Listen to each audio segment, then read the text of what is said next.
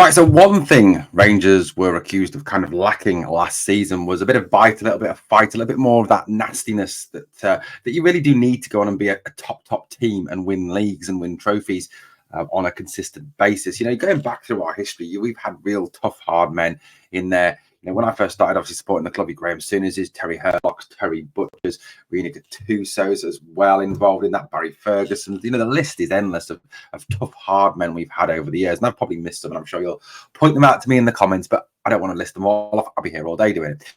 So, look, this is one of the things we need, I think, is a little bit of bite. And I think a lot of fans as well have talked about wanting some more experience. There was obviously a lot of young players have been brought in at this moment in time, sealed, signed, delivered, and Ciala, Cortez, Barron, etc., etc. Talk, of course, of Igman arriving very soon.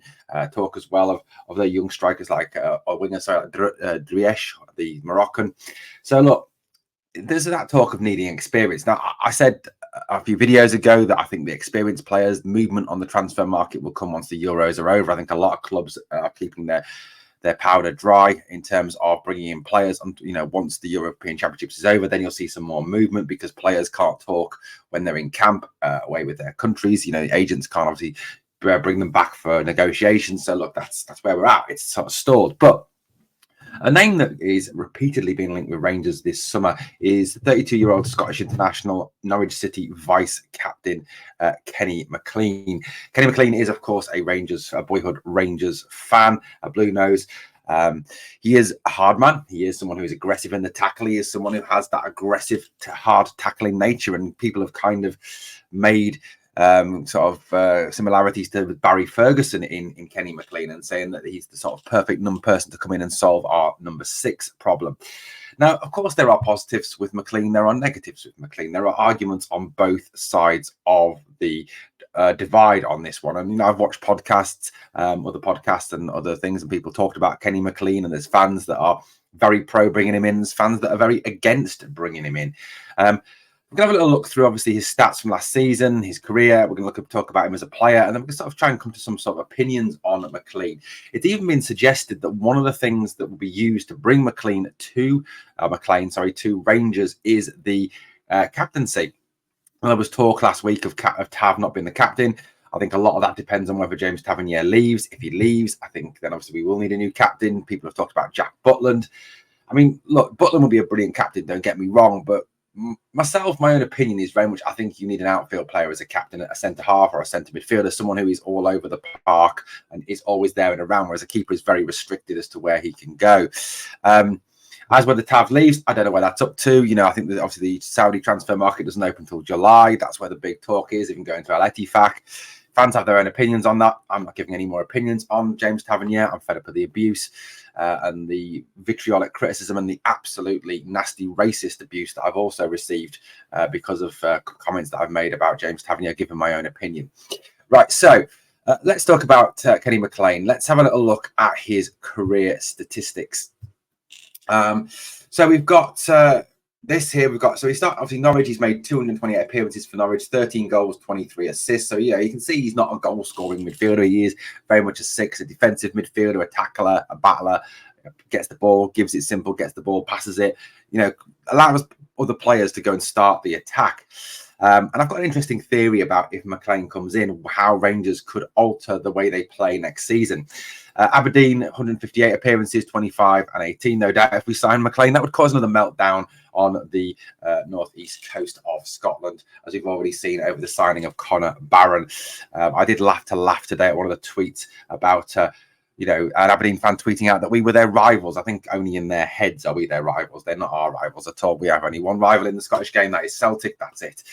St Mirren, 152 appearances, 24 goals, 8 assists. Arbroath, 23 appearances, 1 goal, 1 assist, and 1 appearance for Norwich's under 21s. Probably on the fitness trail, the fitness comeback, that appearance came.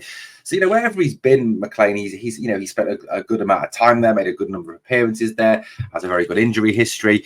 So, you know, that certainly goes on his side. Let's have a look at some of these other statistics. So this is his FA Cup statistics from last season.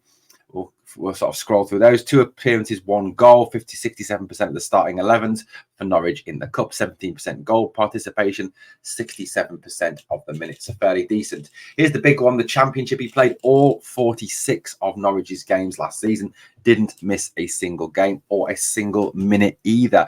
Played every single minute. So played every single starting 11, and played the vast majority, only missing 1% of their minutes last season. 1 goal, 5 assists. So we can see that he is a player that will be there, regularly contribute, will not miss time, which is, I think, a lot of the issues around players we have signed in the past, that these players come in and then they're out for week after week after week.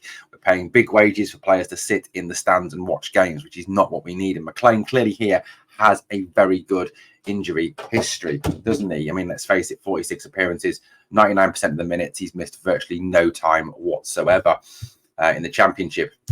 In the EFL Cup, he made only 2 appearances. But that's because I think, a lot of teams in England don't take the EFL Cup seriously. That includes Championship teams. They often play youth players, reserve players, subs. They don't use their starting 11s. Even especially teams that are pushing for promotion, as Norwich were last season, they don't play full-strength teams in the EFL Cup.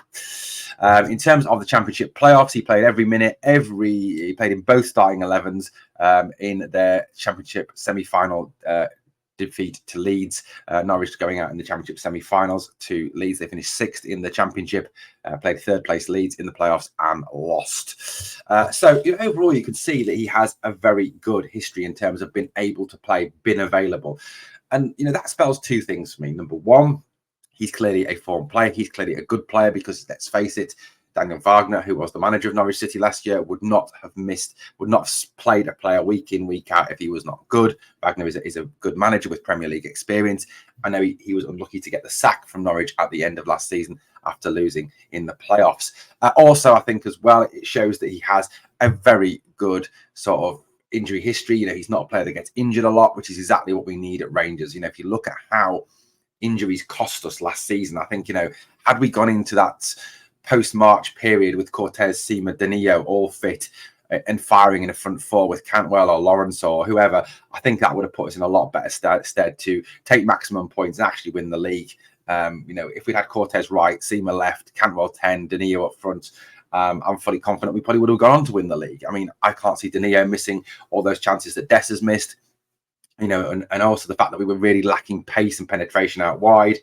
No disrespect to McCausland and to Sterling and to the people who filled in, but Cortez and Seamer are class acts. They are the top 2 wingers at the club last season. So look, for me, had they been fit, we'd have probably won the league. And I think McLean clearly has here a very good fitness record.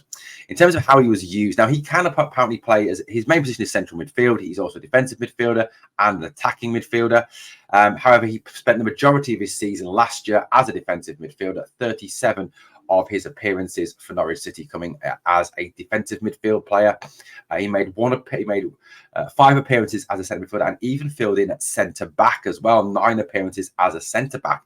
Interesting that he can fill in there as well. Look, he's clearly a very experienced player. He clearly is a player that has, is very highly thought of by Norwich City fans. The majority of tweets, the majority of social media and fanzines and things that I've looked at, their fans speak very highly of Kenny Mclean. There's a lot of players that don't, a lot of fans, fanzines, the fan media don't want him to go. There's others that do, that are quite happy as long as they get the fee. I also saw a tweet the other day saying that Rangers can clear off. They've already had enough of our players with Dowell and Cantwell. So look, this is the situation. That's the basic facts behind it. Now, there are positives, of course, to bringing in McLean. Number one, obviously, is we need experience to back up the youth players, especially, as we've lost experience like Barisic, Lundstrom. We could well lose Goldson and Tavernier, we know as well, who are experienced professionals. And you can have all the kids in the world, but you do need an experienced core to that team. You do need experienced pros who can go out there and say, when the going gets tough, can pull people in, can knock heads together, can calm things down. And I think that's something that McLean could certainly do. So he has good experience. He has a good injury history as well. He's a player who will obviously clearly care about the club because he is a Rangers fan. He's a Rangers man. He understands the club. He understands what it is to play for Rangers. And that's the types of players we do need. He is an international as well. So, there's lots of positives there, lots of positives. The negatives, of course, are his age. He's 32 years old, paying a fee, which we'll have to pay for a player that's under contract. You kind of think, well, is this a kind of a bit of a waste of money because we can't recuperate any of that money, say 2-3 years down the line? We're not going to get any money back from him if he leaves. What sort of contract can we offer him? Second thing is, obviously, he's 32 now. We've seen with Tavernier, with Goldson, with Barisic, with the number of the experienced players, the older you get, the slower you become, you start to fade a little bit. That's just body, that's just science, that's just nature. There's nothing against that. So, is McClean going to be able to play at the level he played at last season for an elongated period of time, for 2-3 years for Rangers? Or is it going to be a case that we sign him and suddenly he just drops off a cliff? That is always the worry with signing players over the age of 30. What else? I mean, there's paying a fee for a 32-year-old, you've got to kind of, think fee, wages, what sort of fee are Norwich going to be looking for? EFL Championship clubs, are still, I think, very much in the same cycle as Premier League clubs. They want substantial fees for players. I mean, I'm not saying McClean will move for this, but, you're looking at, Sunderland wanting 20 million for 25 million for Jack Clark. Scott, who moved to Bournemouth last season from Bristol City, £22 million. Fees been demanded. I think is it Crescencio Somerville that plays for Leeds. They're demanding £40 million for him. It's massive fees for Championship players. And I'm not saying for a minute that McClean is that. That's not anywhere near what he's worth. But obviously, what fee are Norwich going to want? Although I know Transfer Market put his value at under £1 million, but look, that's neither here nor there. That's not how it works. Clubs will have their values on players. Obviously, the other negative is he did it in the Championship. How strong? The English Championship is a strong league, but we've been stung before with players from the Championship that have come up and not been able to kick on and not been able to show the best of themselves in the Scottish Premier League. There is two clear sides to this argument. There really genuinely is. And I'd love to know what your opinions are. Is it McClean yes, McClean no? What do you think? I mean, personally, look, I'm going to trust whatever Niels Coppen and Philippe Clement decide. If Coppen and Clement decide no, fair enough, great. I fully support that. If they decide yes, we'll bring him in. Look, I back Philippe Clement. The guy knows far more than I do. Like I said, I'd love to know your opinion. But look, it's interesting, isn't it, that there seems to be this name of McClean keeps coming up time and time again. It's not one that's going away. Now, there are a lot of rumours linking us with this player, that player. But then those rumours kind of die and go and disappear. This is one that keeps coming back. And it's interesting that maybe the captaincy will be used to help attract him north of the border.